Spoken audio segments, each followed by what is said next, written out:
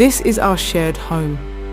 Yet once it was nothing but a realm of untamed forests and restless primordial oceans, until they arrived bearing light and hope. They offered a part of themselves in sacrifice, breathing life into this land and gifting it to us.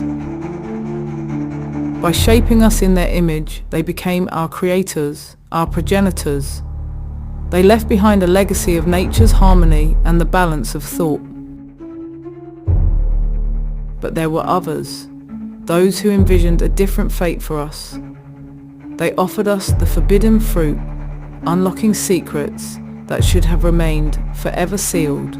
They planted seeds of doubt in our minds and unease in our hearts, awakening dangerous new desires.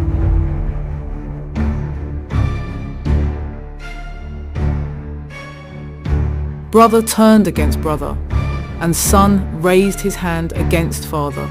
Neighbor fought against neighbor, cities clashed, and kingdoms crumbled under the weight of their own rivalries. Thus, some came to rule over others, enslaving not just bodies but souls, stripping away the very essence of freedom. Greed took root in our hearts, and love for gold became the measure of all things. Vice and depravity overtook our bodies and minds, corrupting us from within. The thirst for power and the vanity of pride clouded our reason, becoming the most coveted and insatiable desires. From that moment on, we became prisoners of our own ambitions, blindly pursuing what would ultimately consume not just us, but the world around us.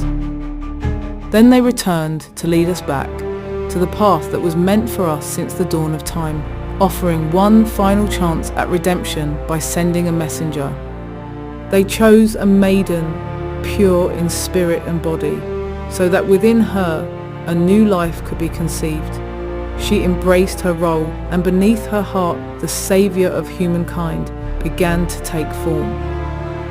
On the night of his birth, the heavens blazed with a radiant star, a sign heralding the arrival of our Saviour.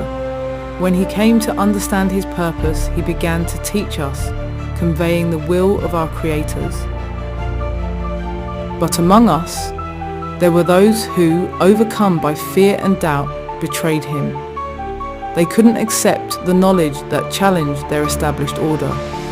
They rejected his words, even as many sensed the truth in them, but fear of losing power was stronger. They condemned him, blind to the fact that they were condemning themselves.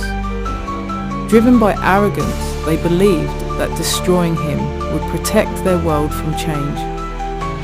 But in doing so, we lost our final hope for salvation. Enraged by our actions, they descended upon the earth to reclaim his body and to judge us for our deeds. Their verdict was clear, unworthy. The sentence, annihilation. Now, the Reaper